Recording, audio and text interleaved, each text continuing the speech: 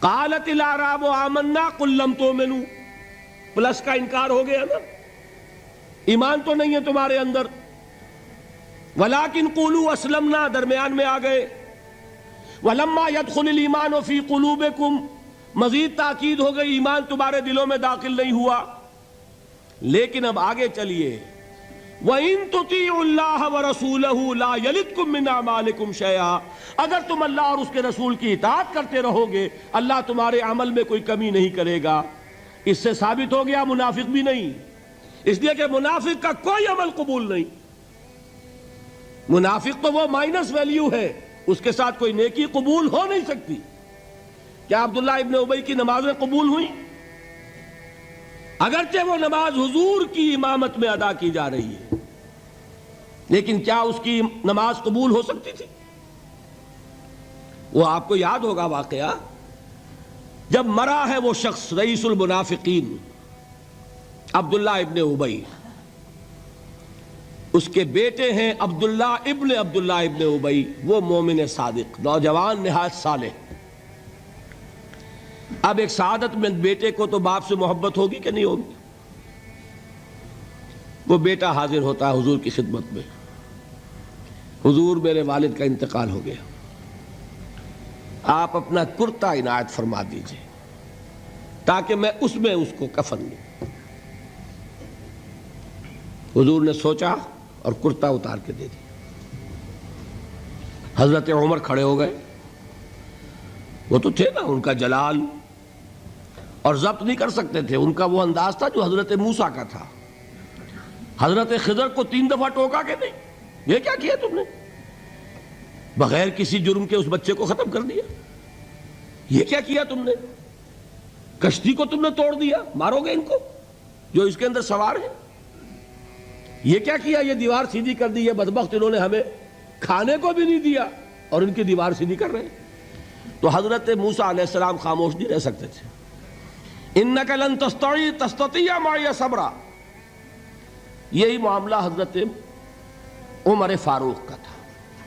کھڑے ہو گئے، حضور کیا کر رہے ہیں؟ اس دشمن خدا کو آپ اپنا کرتا دے رہے ہیں؟ اس نے یہ کیا، اس نے یہ کیا، اس نے یہ کیا۔ حضور مسکرا کر فرماتے ہیں، عمر میرا کرتا اسے اللہ کے عذاب سے نہیں بچا سکے گا۔ کبھی سنا آپ نے؟ لیکن ایک ہے مروت، ایک ہے شرافت۔ اس نیک اور صالح نوجوان نے آ کر مجھ سے ایک بات کہی، مجھ سے سوال کیا نا، کیا میری شرافت اور مروت اسے گوارا کر سکتی ہے کہ اس کا ہاتھ میں خالی لوٹا دوں؟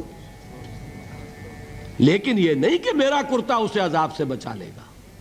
لیس للانسان الا ما سعى وان سعيه سوف يرى، نہیں ہے انسان کے لیے مگر وہی کچھ جس کے لیے اس نے محنت کی، بھاگ دوڑ کی، جو کمائی کی ہے وہی ملے گا، اور جو کمائی ہے وہ ضائع نہیں کی جائے گی، وہ دکھا دی جائے گی، یہ ہے تمہاری کمائی۔ تو انسان کا معاملہ تو عمل سے ہے نا۔ اور میں یہ بھی بتا دوں، لطیف باتیں ہیں یہ کرتا حضور نے دیا کیوں؟ ایک تو آپ کی شرافت اور مروت، اسی شرافت اور مروت کا ایک اور پہلو یہ تھا، حضور اس شخص کا ایک احسان اپنے اوپر سمجھتے تھے۔ غزوہ بدر میں حضرت عباس حضور کے چچا کفار کی طرف سے آئے تھے، ایمان نہیں لائے تھے اس وقت تک، اور وہ اسیران بدر میں تھے۔ بدر کی جنگ کے بعد جو قیدی تھے ان میں عباس بھی ہیں رضی اللہ تعالی عنہ۔ ان کو پاس کرتا نہیں تھا، کرتے کی ضرورت پیش آئی، وہ طویل القامت انسان تھے۔ عبداللہ ابن ابی نے اس وقت کرتا دیا تھا عباس کو۔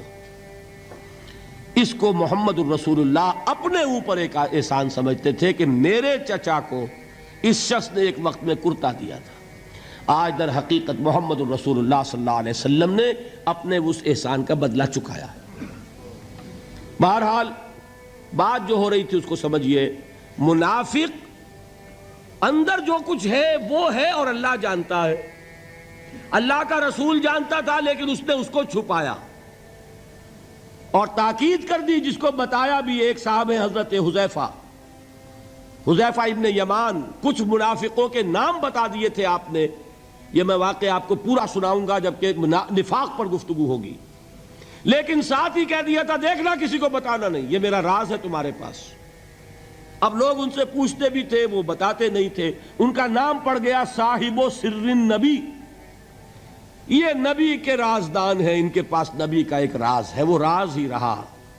میں بتاؤں گا کہ کس نے پوچھا تھا، وہ تب نفاق کی حقیقت سمجھ میں آئے گی۔ بہرحال یہ بات سمجھ لیں، قانوناً ایک شخص مسلمان ہے، حقیقت کے اعتبار سے اس کی تین شکلیں ہو سکتی ہیں، یا مثبت طور پر مومن اور ایمان کے درجات بے شمار ہوں گے، +1 سے لے کر +انفینٹی تک، یا منفی طور پر منافق، -1 سے لے کر اور -انفینٹی تک، اور درمیان میں ایک زیرو کا مقام بھی ہے، نہ منافق نہ مومن، بس وہ مسلمان ہے۔